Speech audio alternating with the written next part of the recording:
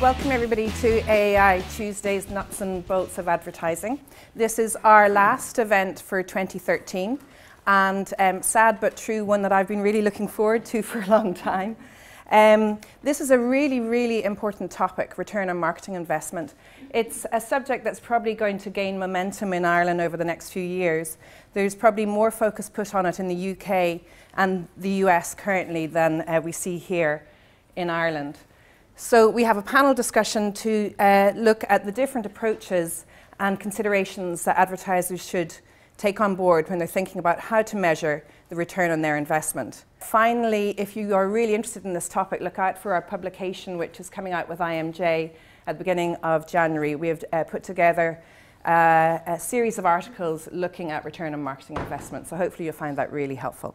Okay, over to the panel. Today's discussion is arguably the first time in Ireland we've had a really serious discussion here about this particular and really important topic.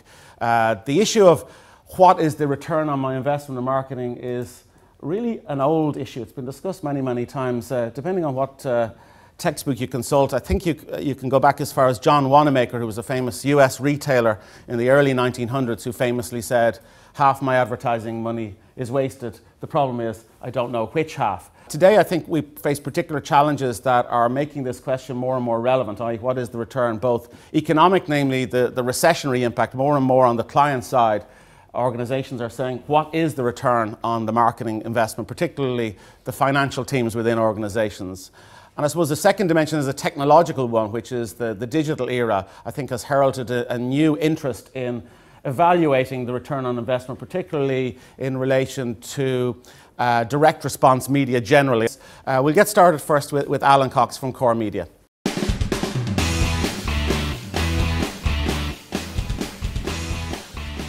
Marketing is a very powerful tool, extremely powerful, but because it's not adequately measured, and in some cases not measured at all, it can be a very blunt instrument, I'm afraid to say, instead of the very sharp focused instrument that it can be and has the full capability to be if it's correctly measured. It supports economies, as Barry said. You know, we did a study, or we conducted a study with Deloitte recently, which we launched about 3 weeks ago, which found that for every €1 spent on advertising, it creates €5.7 in the Irish economy. That's hugely powerful because of its multiplier effect. And to put some numbers on that, in 2012, 938 million was spent on advertising in this country. And that doesn't include creative, that's just media, but it does include an estimate for sponsorship and for direct mail. And through its multiplier effect, that created 5.3 billion to GNP, which is a phenomenal contribution. In addition to its economic effects, it also drives profit for brands, and this is an example taken from an econometric study for a top 10 advertiser, and it shows the difference between year 1 and year 2 that marketing made to the revenue base for that client, going from 9% of total revenue to 14% in year 2, an increase of 55%. So in addition to its economic benefits, it also performs for brands. Without it, profit would be put at risk. This is a model from the IPA data mine in the UK, which shows the effects of reducing entirely your marketing investment. In 2007, you can see there that €7.9 million was invested by this hypothetical brand.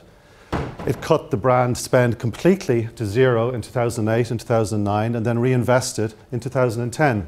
However, because of the momentum in the business, it carried it forward for a while, and then the rot started to take effect. Market share fell from 7.1% to 5.7%, sales volume fell, costs also fell, but crucially, operating profit collapsed from 39 million to 16 million.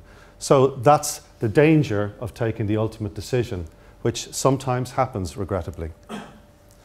And as a result, many marketeers are in the dark, because many marketeers don't actually analyse and measure the effect of their huge investment in marketing. Less than 500,000 of the entire country was spent on market mix modelling last year in Ireland, which is a dismal 0.06% of total media spend. In the UK, where they obviously take this much more seriously, they spend 12 times that per capita on marketing analytics. In the US recently, a survey of chief marketing officers found that 60% of them will increase their marketing analytics spend, or they will increase the marketing analytics spend by 60% in the next 3 years. In Ireland, we prefer brand tracking, something I've never fully understood. When is the last time that you came out of a brand tracking presentation feeling inspired? When is the last time you came out of a brand tracking presentation with a piece of information that changed how you invested your marketing budget? And when is the last time that a brand tracking study has helped you defend a cut in your marketing budget by your finance director? Fragmentation is relentless, and we must behave differently, because if we always do what we always did, we'll always get what we've always gotten, as Tony Robbins once famously said. So modelling is about thinking like on baking a cake. We know what the cake looks like, we know what it tastes like, but we don't know what goes into it. So that's what modelling is about, is trying to understand the recipe and the various combinations of the ingredients, and that's a good way of trying to conceptualise it. It provides this analysis that I showed you earlier on. That's what econometrics and market mix modelling can do. It also breaks down the contribution, that incremental piece that only marketing is driving. You can break it down into the various elements in relation to the different touch points that you're investing in.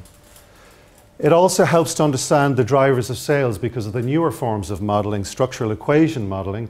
You can understand the whole ecosystem of marketing and how it's helping each other. So in the past, modelling was only able to help us understand the direct impact of each medium. So television, for example, in this example, drives 7% of sales, radio 11%. And you can see the contribution from all the different paid for media touch points.